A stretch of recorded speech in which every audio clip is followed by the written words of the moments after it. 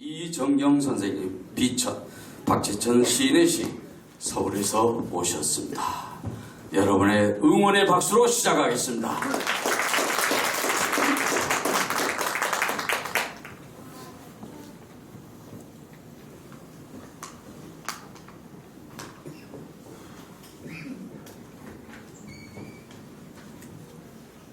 비천, 박재천. 나는 종이었다. 하늘이 내게 물을 때, 바람이 내게 물을 때, 나는 하늘이 되어 바람이 되어 대답하였다. 사람들이 그의 괴로움을 물을 때 그의 괴로움이 되었고, 그의 슬픔을 물을 때 그의 슬픔이 되었으며, 그의 기쁨을 물을 때 그의 기쁨이 되었다. 처음에 나는 바다였다. 바다를 떠다니는 물결이었다. 물결 속에 떠도는 물방울이었다. 아지랑이가 되어 바다꽃이 되어 하늘로 올라가고 싶은 바람이었다. 처음에 나는 하늘이었다. 하늘을 흘러다니는 구름이었다. 구름 속에 떠도는 물방울이었다. 비가 되어 눈이 되어 땅으로 내려가고 싶은 몸부림이었다.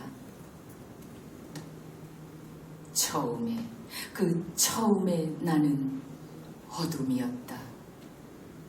바다도 되고 하늘도 되는 어둠이었다. 나는 사람들의 마음 속에 깃들어 있는 그리움이며 미움이고 말씀이며 소리였다. 참으로 오랜 동안 나는 떠돌아다녔다.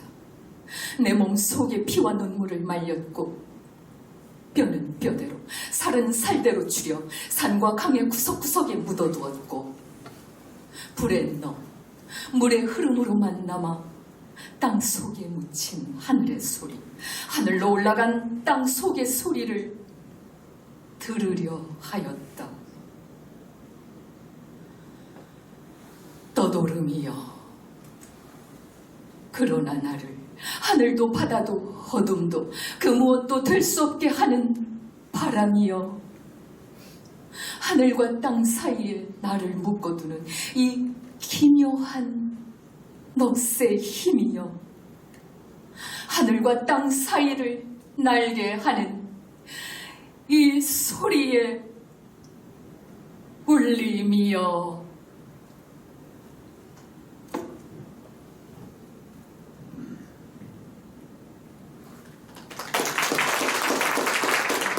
네, 다음은 2번 참가자 조미숙 선생님, 누구나 혼자이지 않은 사람은 없다. 김재진 씨.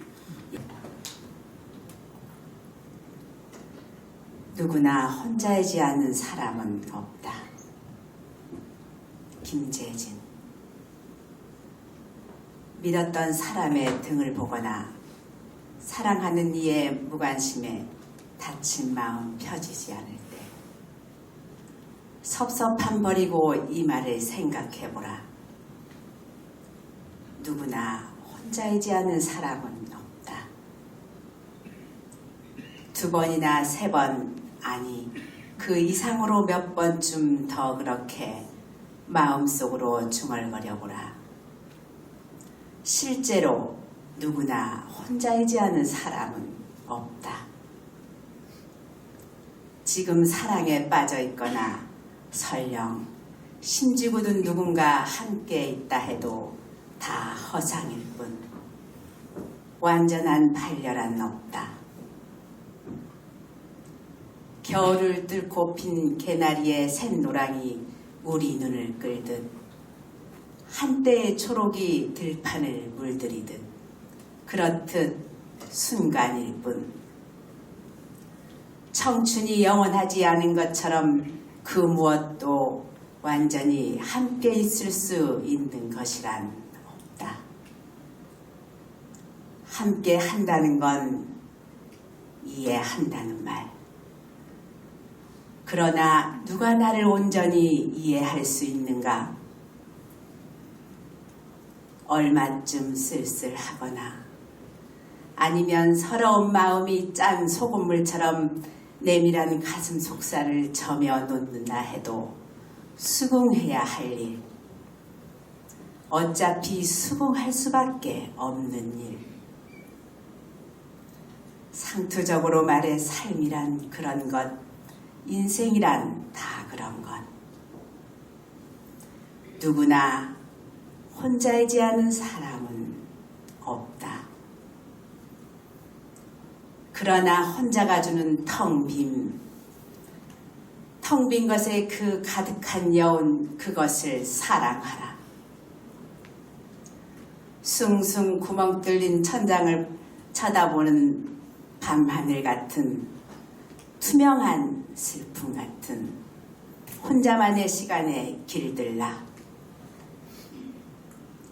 별들은 멀고 먼 거리, 시간이라 할 수 없는 수많은 세월 넘어 저홀로 반짝이고 있지 않은가. 반짝이는 것은 그렇듯 혼자다.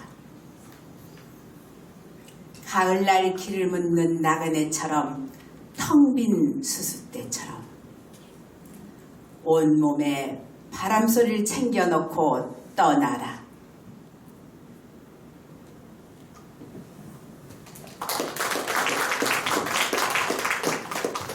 김원주 선생님 3호 조지훈이죠. 김포에서 오셨습니다.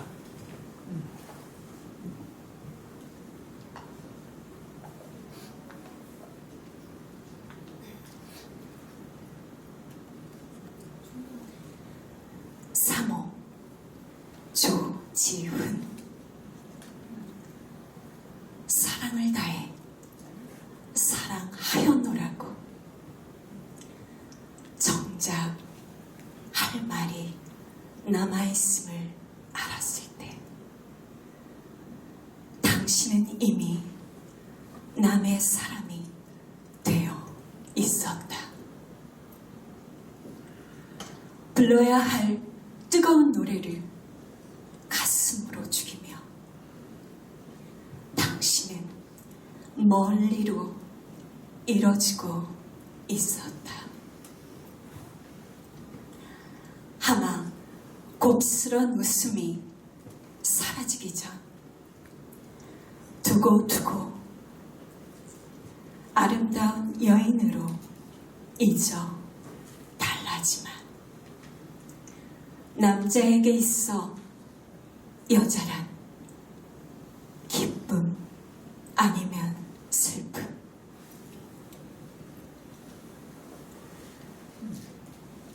다섯 손가락 끝을 잘라 핏물 우선 그어 혼자라도 외롭지 않을 밤에 울어보리라.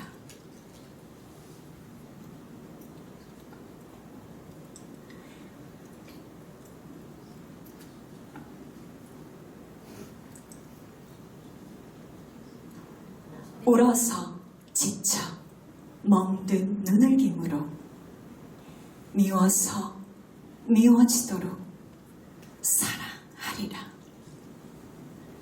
한 자는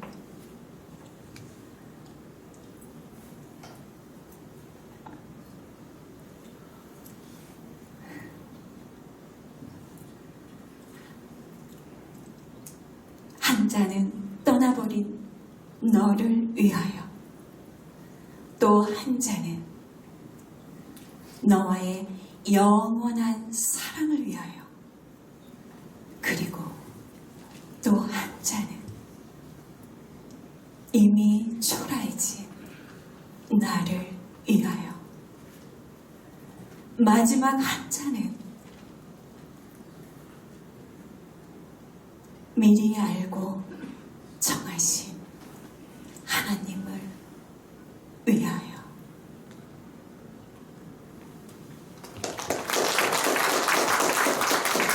네, 수고하셨습니다. 다음 참가자 김막선 선생님, 목포항이죠. 김선훈, 부천에서 오셨습니다.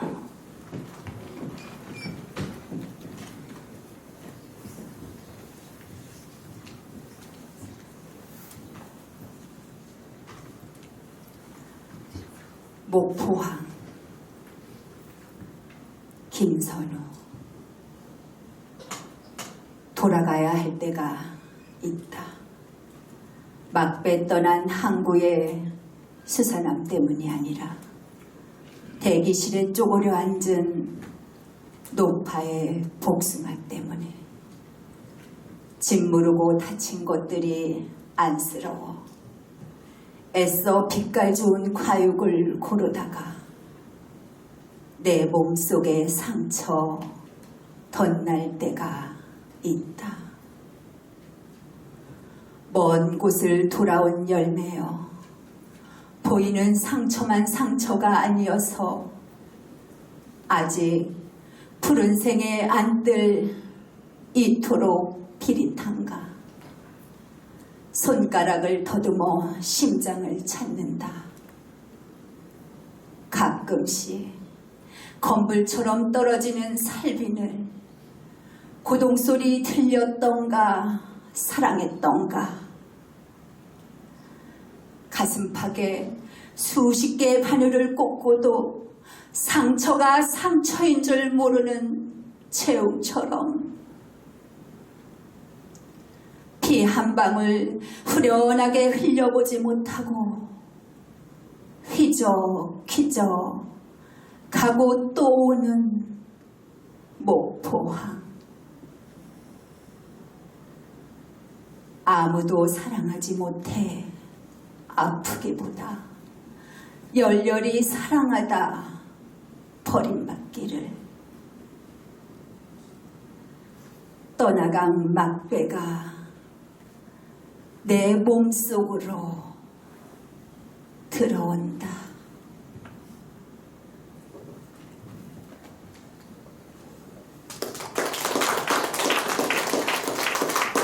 예, 다음 참가자 이미숙 선생님, 승천 이수익 시인이십니다. 의정부에서 오셨습니다.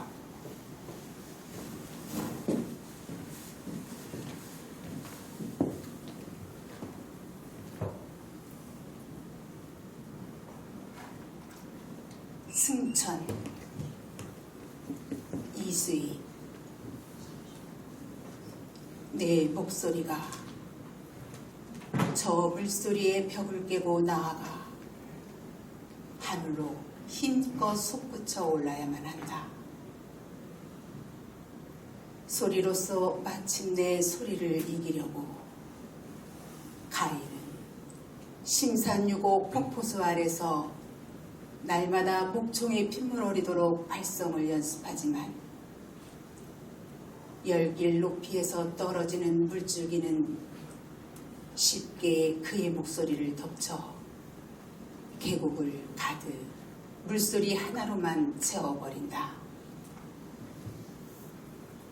그래도 그는 날이면 날마다 산에 올라 제 목소리가 물소리를 뛰어넘기를 수없이 기도하지만 한 번도 자세를 흩뜨리지 않는 폭포는 준엄한 스승처럼 고추 앉아 수직의 말씀만 내리실 뿐이다.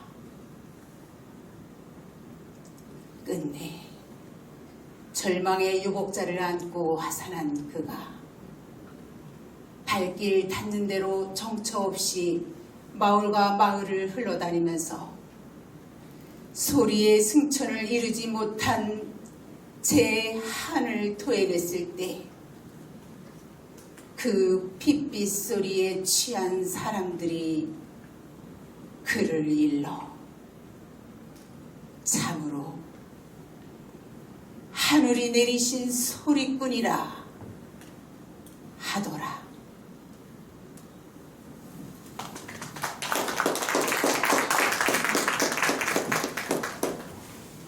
다음은 김현숙 선생님의 기다린다는 것에 대하여 정일근 시.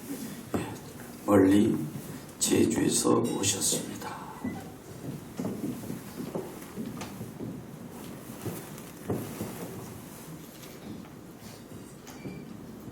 기다린다는 것에 대하여 정일군. 먼 바다로 나가 하루 종일 고래를 기다려본 사람은 안다. 사람의 사랑이 한 마리 고래라는 것을. 망망대해에서 검은 일획 그으며 반짝 나타났다 빠르게 사라지는 고래는 첫사랑처럼 환호하며 찾아왔다. 이루어지지 못할 사랑처럼 아프게 사라진다. 생의 엔진을 모두 끄고 흔들리는 파도 따라 함께 흔들리며 뜨거운 햇살, 뜨거운 바다 위에서 떠나간 고래를 다시 기다리는 일은 그 긴 골목길 마지막 외등, 한 발자국 물러난 캄캄한 어둠 속에 서서 너를 기다렸던 일. 그때 나는 얼마나 너를 열망했던가. 온몸이 귀가 되어 너의 구둣발 소리 기다렸듯 팽팽한 수평선 걸어 내게로 돌아올 그 소리. 다시 기다리는 일인지 모른다. 오늘도 고래는 돌아오지 않았다. 바다에서부터 푸른 어둠이 내리고 떠나온 점등이네 별로 돌아가며 이제 떠나간 것은 기다리지 않기로 한다. 지금 고래가 배의 꼬리를 따라올지라도 내가 울며 내 이름 부르며 따라올지라도 다시는 뒤돌아보지 않겠다. 사람의 서러운 사랑 바다로 가 한 마리 고래가 되었기에 고래는 기다리는 사람의 사랑 아니라 놓아주어야 하는 바다의 사랑이기에.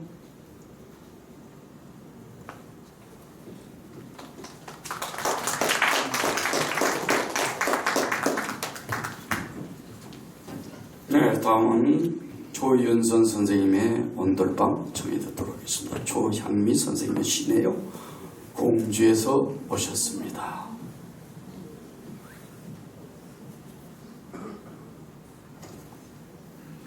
온돌방 조향미. 할머니는 겨울이면 물을 써서 말리셨다. 해 좋은 날 온돌방 조향미. 할머니는 겨울이면 물을 썰어 말리셨다. 해 좋은 날 마당에 마루에 서쿨이 가득, 굳은 날엔 방 안 가득 무향내가 났다. 우리도 따순 데를 골라 호박씨를 늘어놓았다. 실공엔 주렁주렁 매주 뜨는 냄새 쿰쿰하고 윗목에 전 콩나물이 쑥쑥 자라고 아랫목 술독엔 향기로운 술이 익어가고 있었다. 설을 앞두고 어머니는 조청에 버무린 쌀, 콩, 깨 강정을 한방 가득 펼쳤다. 우리도 따순 데를 골라 자반처럼 이리저리 몸을 뒤집으며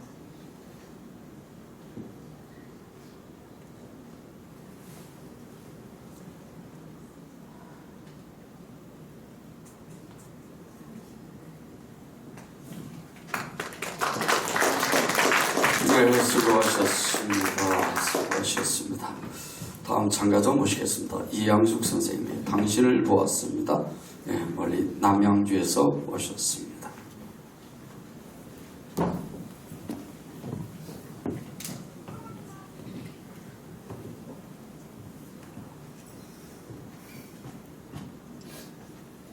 당신을 보았습니다. 한영은 당신이 가신 뒤로 나는 당신을 잊을 수가 없습니다. 까닭은 당신을 위하는 이보다 나를 위함이 많습니다. 나는 갈고 심을 땅이 없으므로 추수가 없습니다. 저녁거리가 없어서 조나 감자를 꾸러 이웃집에 갔더니 주인은 거지는 인격이 없다. 인격이 없는 사람은 생명이 없다. 너를 도와주는 것은 죄악이다. 고 말하였습니다. 그 말을 듣고 돌아 나올 때에 쏟아지는 눈물 속에서 당신을 보았습니다. 나는 집도 없고 다른 까닭을 겸하여 민족이 없습니다.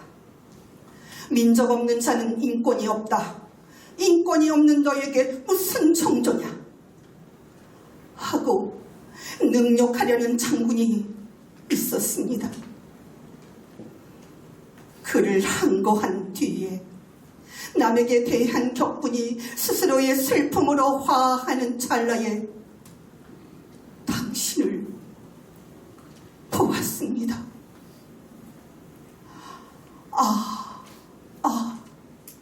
온갖 윤리, 도덕, 법률은 칼과 황금을 제사 지내는 연기인 줄을 알았습니다.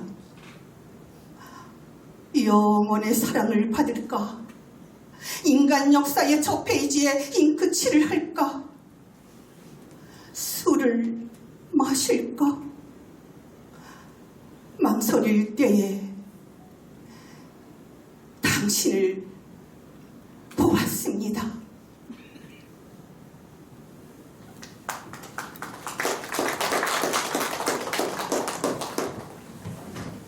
네, 다음은 황병관님의 사평역에서 곽재구 시인의 시를 방송하시겠습니다. 서울에서 오셨습니다.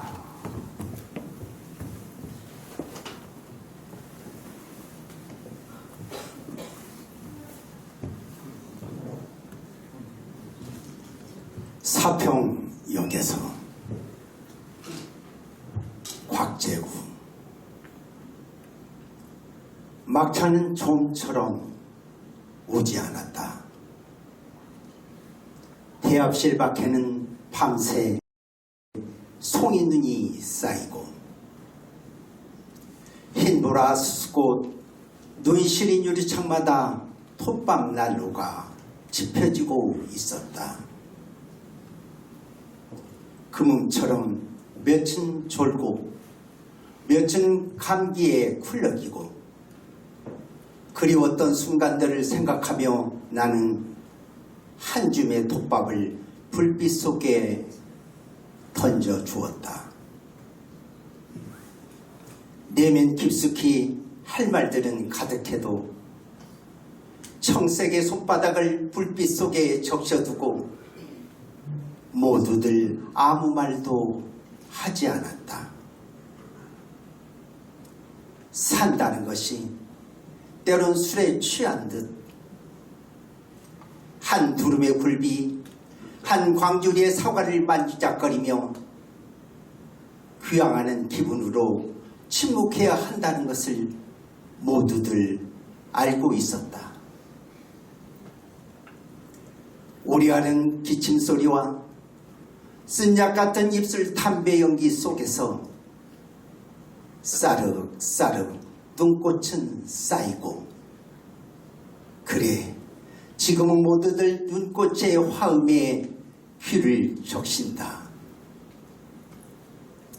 차정 넘으면 낯설음도 뼈아픔도 다 서른인데 단풍잎 같은 몇 잎의 차창을 달고 밤 열차는 또 어디로 흘러가는지 그리웠던 순간들을 호명하며 나는 한 줌의 눈물을 불빛 속에 던져 주었다.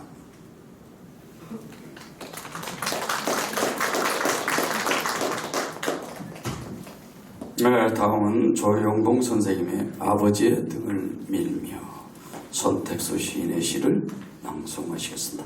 여주에서 오셨습니다. 아버지의 등을 밀며 손택수. 아버지는 단 한 번도 아들을 데리고 목욕탕에 가지 않았다.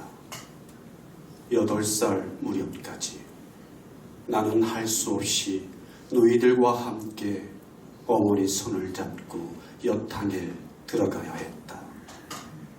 누가 물으면 어머니가 미리 일러준 대로 5살이라고 거짓말을 하곤 했는데 언젠가 한 번은 입속에 준비해둔 5살 대신 7살이 튀어나와 곤욕을 치르기도 하였다. 나이보다 실하게 여물었구나. 누가 고추를 만지기라도 하면 잔뜩 성이 나서 물속으로 텀벙 뛰어들던 목욕탕. 어머니를 따라갈 수 없으리만치 커버린 뒤로 함께 와서 서로 등을 밀어주는 부자들을 은근히 부러운 눈으로 바라보곤 하였다. 그때마다 혼자서 원망했고 좀 더 철이 들어서는 돈이 무서워서 목욕탕도 가지 않는 걸 거라고 아무렇게나 함부로 비난했던 아버지. 등짝에 살이 시커멓게 죽은 지게 자국을 본 건 당신이 병원에 실려온 뒤의 일이다. 의식을 잃고 쓰러져 병원까지 실려온 뒤의 일이다.